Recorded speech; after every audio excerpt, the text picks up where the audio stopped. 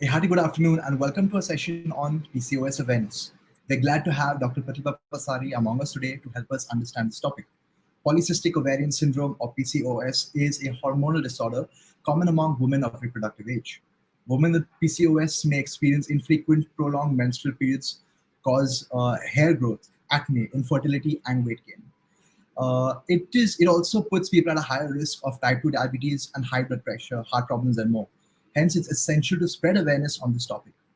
So, the doctor is here to help us understand this and take this information and help us live a better life. Doctor, you have the stage. Thank you so much.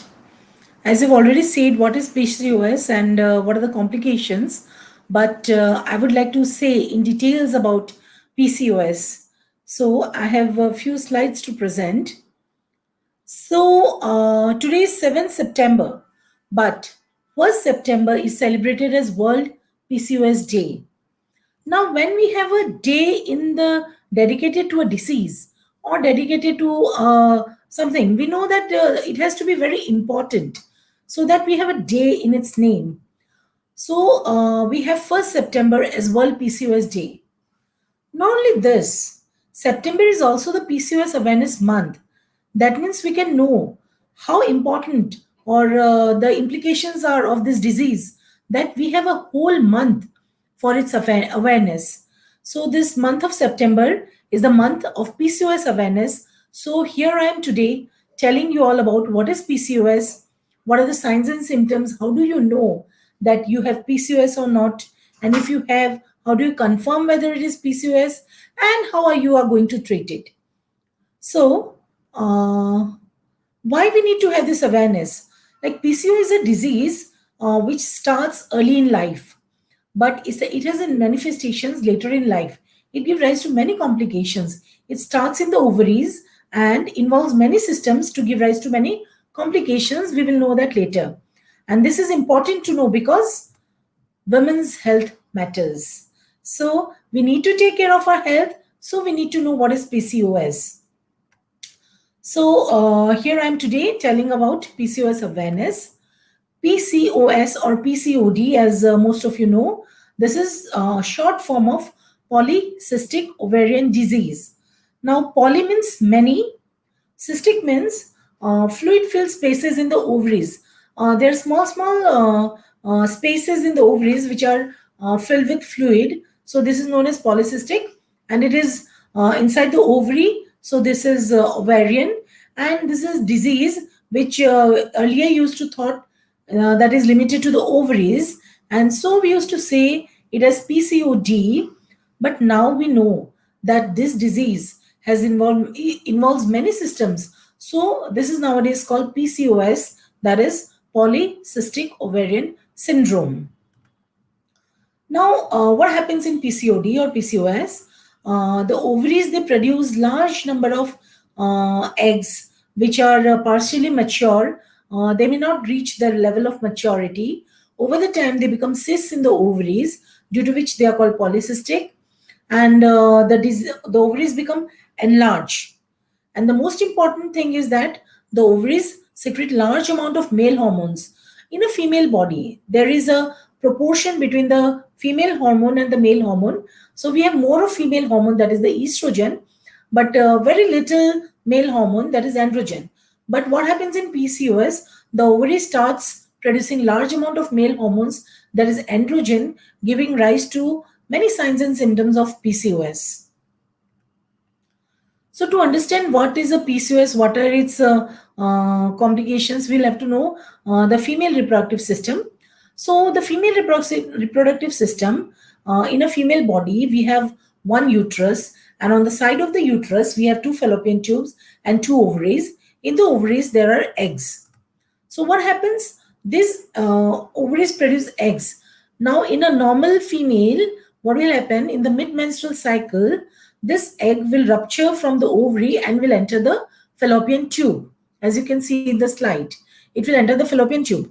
And this, when there is intercourse, the sperm comes and meets with the egg, and pregnancy occurs. And if there is no, if the egg does not meet with the sperm, then the pregnancy does not occur and menstruation occurs. So the release of egg, which we call as ovulation, which is very, very, very important to have pregnancy. And if there is no fertilization, then the menstruation occurs. Now, you will think, what are the causes of PCOS? Why does PCOS occurs in our body? So the exact cause is not known, but there are many factors which might play a role. Our number one is excess of insulin hormone, insulin resistance. Now, insulin is a hormone which is secreted from the pancreas, which allows the cells to use sugar.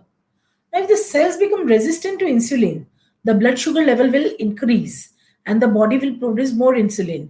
This excess insulin will give rise to the androgen production. That is, it will cause production of more of male hormones, which will give rise to the signs symptoms of PCOS. Other causes are obesity or overweight. This contributes to insulin resistance and hence PCOD. Then inflammation in the ovaries stimulates polycystic ovaries to produce androgen, which lead to heart and blood vessel problems. And one of the most important thought is that it is thought to be hereditary. That is, there is a genetic correlation with PCOS. Now, how do you know that you have PCOS? If a female has the most common symptom, will have she will have irregular periods. In irregular periods, the patient which comes to our OPD, they usually complain that, ma'am, our periods are delayed. Whether they will have periods in 3 to 4 months, or some of the patients, they do not have periods if they don't take any medicine. So in this PCOS, one of the most common symptom is menstrual irregularity, that is delayed menses. There may be heavy fluid during menses also. Again, there is abnormal hair growth. Now, there is excess of facial hair. You might have seen many females who have facial hair here, which is due to PCOS. Then again, they may have abnormal hair growth on the arms, chest, and abdomen. This affects up to 70% of the women with PCOS. Now, you may have acne. The acne due to PCOS, it occurs mainly on the back, chest, and face. And this acne, if you treat it at home, many acne are treatable at home with home remedies, but the acne due to PCOS are hard to treat, difficult to treat. So you have to go and meet a skin specialist who's going to take care of this acne. Now, darkening of the skin. This is also one of the most common symptom in PCOS. What happens? There is darkening of the skin in the neck, then in the armpits and under the breast. And this we call it as acanthosis nigricans, which is very much specific of PCOS. Then there may be skin tags. Skin tags, these are little flaps of skin. Over the skin, they are often found in the armpits, in the neck with the patient with PCOS. Then there may be thinning of hair. Some may lose patches of hair on their heads and starts to get bald. Obesity. About 80% of the women with PCOS are overweight or have obesity. And this obesity due to PCOS is very difficult to treat. This problem, they really have very difficult in losing weight. Now, again, there may be infertility. As I said, there is no ovulation in PCOS. Mainly, there are anovulatory cycles. So that is one of the reason of infertility in patients with PCOS. As I said, that PCOS starts early in life, but later it gives rise to complications. So let us see what are the complications. So PCOS can cause diabetes mellitus, hypertension, that is increased blood pressure, cardiovascular or the heart diseases, obesity, liver disease, sleep apnea, or infertility. So these are the associated conditions which occur due to PCOS. Now, if you have the symptoms which I said, whether darkening of the skin or skin flaps or facial hair, now how do you know that is it due to that this is due to PCOS? So there was one person called Rotterdam. He said if you have two symptoms among the three, if you have two, then you have PCOS. So these three are, number one is anovulation, that is the eggs, they do not rupture from the ovary and enters into the fallopian tube. So there is anovulation. Number two, there is hyperandrogenism. There is increase in the male hormones. And number three is if there are polycystic ovaries on sonography. So if you have 2 out of these 3, then you are said to have PCOS. Otherwise, if you go and visit a doctor, what he will do, she will take the history. We ask about the signs and symptoms. Mainly, the patient will have menstrual irregularity. So we really ask them about their menstrual cycle, and then we examine the patient whether she has any signs symptoms of PCOS. If we find she has, then we do the specific blood test and we do the sonography to confirm whether the ovaries are really polycystic. Now when you know that you have PCOS, how do we manage PCOS? So PCOS is not a disease which needs any surgery or any specific medications, but the treatment of PCOS lies in diet and lifestyle modification.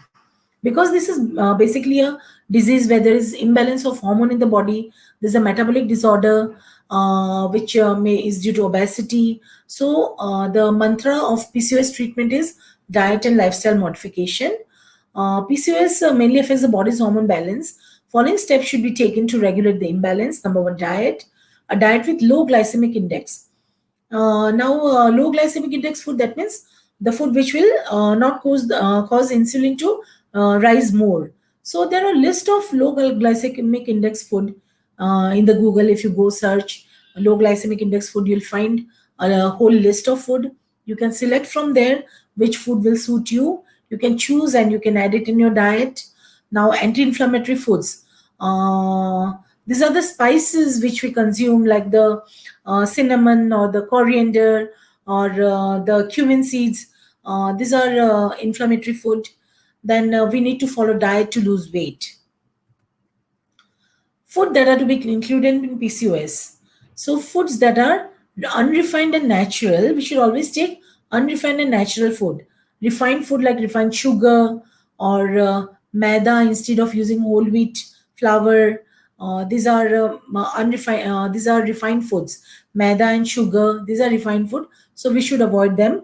Instead, we should include fiber in our food. Fishes with high omega fatty acids such as salmon, tuna, green vegetables such as spinach and broccoli, dark red fruit like crimson grapes, blueberries, blackberries, and cherries, healthy fats like olive oil. Now, you will think whether the fats are healthy. Yes, fats are also healthy, but they are present in olive oil, avocados, coconut. Coconut is a very good source of healthy fat. Then nuts. Nuts may, this is dry foods like almonds, walnuts, and even groundnuts and peanuts are good source of healthy fat. Then one thing is that you can have dark chocolate in moderation. Food to be avoided in PCOS are refined carbohydrates such as cakes, pastries, white bread, which is made up of maida. Then fried food and fast food such as pizzas and burgers. Carbonated beverages such as soda and energy drinks. Processed meats, red meat like steak, pork, and hamburgers. So these are the food which you should avoid. Now, this is very important to understand the PCOS diet, the plate model. When you see this plate model, the patients with PCOS, what they should do is they should take a plate and preferably a small size plate. And in that plate, they should do divisions like this. On one side, they should make half. One half should have vegetables and fruits, which may be raw or even cooked, a mix of both of them. And on the other side, the half you divide into two half again. So one half will be include protein in your diet, and the second half will have carbohydrates. So 1/4 carbohydrate, 1/4 protein, and half of fruits and vegetables, which may be the vegetables may be both raw and cooked vegetables. So if this plate model is followed, then you are sure going to reverse your PCOS. Now, when we are done with the diet, we should know what is lifestyle modification. The lifestyle modification, you need to modify yourself so that you lose weight. If you lose weight, there is increased insulin sensitivity. You will have more consistent periods, and the cholesterol level will also be lowered. So, what is the ideal weight you should have? Your ideal BMI should be from 18.5 to 24.9. More than 24.9 is overweight, and more than 30 we say obese. So your normal weight should be between BMI 18.5 to 24.9. Now, how do you calculate BMI? You go to the Google, you find the formula, you just put your height, weight, you will get the BMI. So find out your BMI. If it is within the normal range, it's well and good. If not, then you have to lose weight. Then you have to do 20 to 30 minutes of moderate intensity exercise, at least 5 days a week. That can help to lose weight. So you need not do any sorts of all this nowadays aerobics, Zumba, Pilates. You can go for a simple brisk walk for 20 to 30 minutes in the morning, 5 days a week. You can take rest for 2 days, Saturdays and Sundays. You can take rest and you can walk Monday to Friday to reverse your condition. Then losing 5 to 10% of the body weight. This is very, very, very important. Like a patient with PCOS, if she loses 5 to 10% of her body weight, it helps to regulate the hormonal balance. Losing weight with exercise also improves ovulation and insulin levels. Now, when we are done with all of this, do you need to see a doctor for PCOS? So, when do you need to see a doctor? See, PCOS, if you're having symptoms, you have to follow diet, you have to follow lifestyle modification. But for certain things, you come and need to see a doctor. See if there is acne, which is you are not able to treat it. There is excessive hair growth. There's weight gain, particularly around the waist. If you're having irregular or delayed periods, and if you're having trouble in getting pregnant, that means if you're having any kind of infertility, then you should come and meet us. We will give you the solution. So, from this talk, what we have learned today is that PCOS is a condition where the ovaries become bigger in size and produce large amount of male hormones. The exact cause is not known, but may be related to obesity, insulin resistance, hereditary. The management lies around balancing the hormonal levels by diet and lifestyle modification. Losing 5 to 10% of the body weight helps to regulate hormonal balance. You should seek medical advice when and where needed.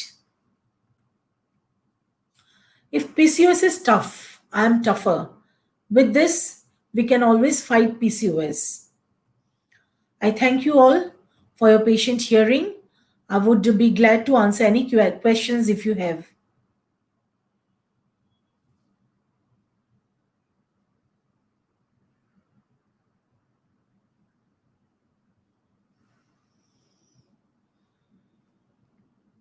So if you have no questions, let us end here.